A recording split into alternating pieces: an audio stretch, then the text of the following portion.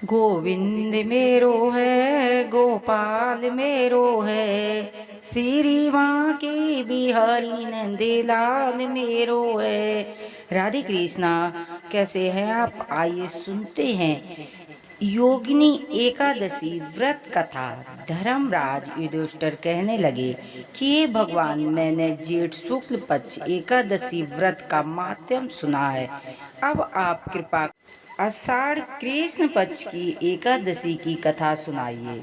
इसका क्या नाम है और क्या महात्म्य है, ये बतलाइए। श्री कृष्ण जी कहने लगे कि हे राजन, आषाढ़ कृष्ण पक्ष की एकादशी का नाम योगिनी एकादशी है। इसके व्रत से समस्त पाप नष्ट हो जाते हैं। यह इस लोक में सुख भोग कर परलोक में मुक्ति देने वाली है। यह तीनों लोकों में प्रसिद्ध है। मैं तुमसे पुराणों में वर्णन की हुई कथा कहता हूँ, ध्यान पूर्वक सुनिए। स्वर्ग धाम की अलकापुरी नामक नगरी में कुबेर नाम का एक राजा रहता था। वह शिव भक्त था और प्रतिदिन शिव की पूजा किया करता था। हे नाम का एक माली पूजन के लिए उसके यहाँ फूल देने आया करता था। हेम की बिसलाक्षी नाम की सुंदर स्त्री थी। एक दिन वह मानस सरोवर से पुष्प तो ले आया। काम बख्श होने के कारण वह अपनी स्त्री से हाय विनोद तथा रमण करने लगा। इधर राजा उसकी दोपहर तक राह देखता रहा। अंत में राजा कुबेर ने सेवकों को आज्ञा दी कि तुम लोग जाकर माली के न आने का कारण पता करो, क्योंकि वह अभी तक पुष्प लेकर नहीं आया। सेवकों ने कहा कि हे महाराज, वह पापी अतकामी है, अपनी स्त्री के साथ रहस्य रमण करता होगा। यह सुन कुबेर ने क्रोधित होकर उसे बुलाया। हेममाली राजा के वह से कांपता हुआ उपस्थित हुआ। राजा कुबेर ने क्रोधित में आकर कहा कि हरे पापी नीचकामी, तूने मेरे परम पूज्य ईश्वर के लिए श्री शिवजी महाराज का अनादर किया है। इसीलिए मैं तुझे श्राप देता हूँ कि तू स्त्री का वियोग सहेगा और मृत्युलोक में जाकर कोढ़ी होगा। कुबेर के श्राप से है माली का स्वर्ग से पतन हो गया और वह उसी क्षण पृथ्वी पर गिर गया। भूतल पर आते ही उसके शरीर में श्वेत कोढ़ हो गए। उसकी स्त्री भी उसी समय अंतर्ध्यान हो गई। मृतलोक में आकर माली ने महान दुख भोगे। भयानक जंगल में जाकर बिना अन्न और जल के भटकता रहा। रात्रि को निद्रा भी नहीं आती थी, परंतु शिवजी की पूजा के प्रभाव से उसके पिछले जन्म की स्मृति का ज्ञान अवश्य रहा।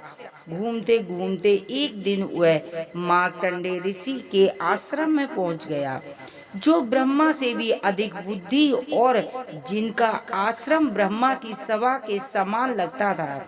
हेममाली वहां जाकर उसके पैरों में गिर गया। उसे देखकर मार्कंडेय ऋषि बोले, तुमने ऐसा कौन सा पाप किया है कि जिसके प्रभाव से यह हालत हो गई है? हेममाली ने सारा वेदांत कह सुनाया। यह सुनकर ऋषि बोले, निश्चित ही तूने मेरे सम्मुख सत्य वचन कहे हैं, इसीलिए तेरे उद्धार के लिए मैं एक व्रत बताता हूँ।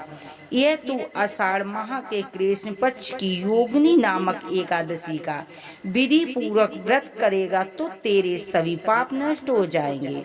यह सुन हेममाली ने अत्यंत प्रसन्न होकर मुनि को साष्टांग प्रणाम किया। मुनि ने उसे स्नेह के साथ उठाया। हेममाली ने मुनि के कथा अनुसार विधि पूर्वक योगिनी एकादशी का व्रत किया। इस व्रत के प्रभाव से अपने पुराण स्वरूप में आकर वह अपनी स्त्री के साथ सुख पूर्वक भोगने लगा।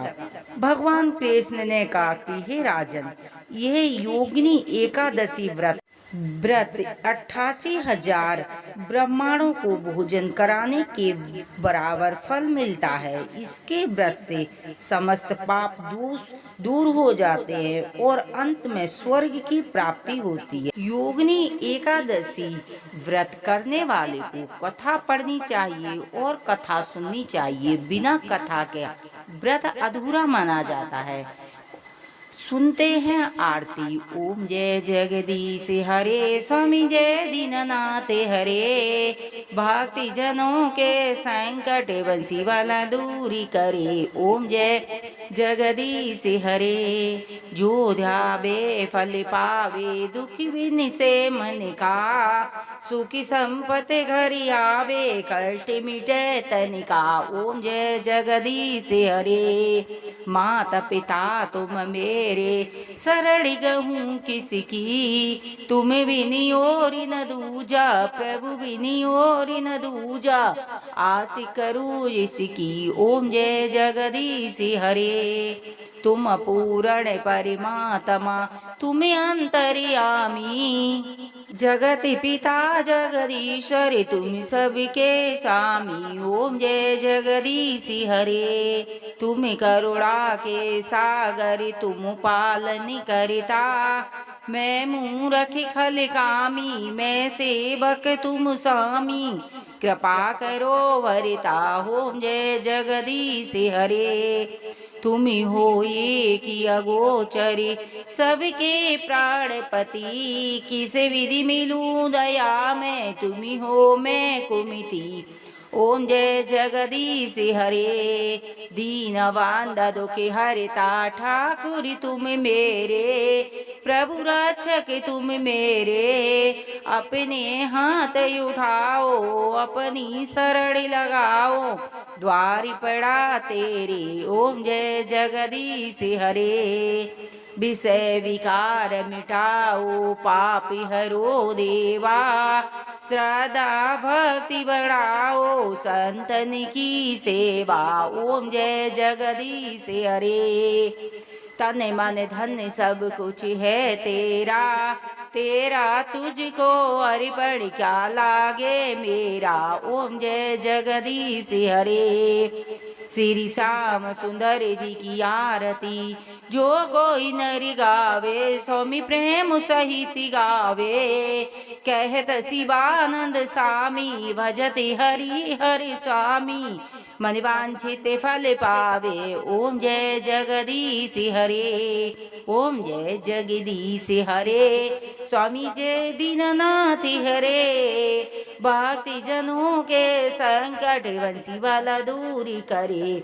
ओम जय जगदीश हरे।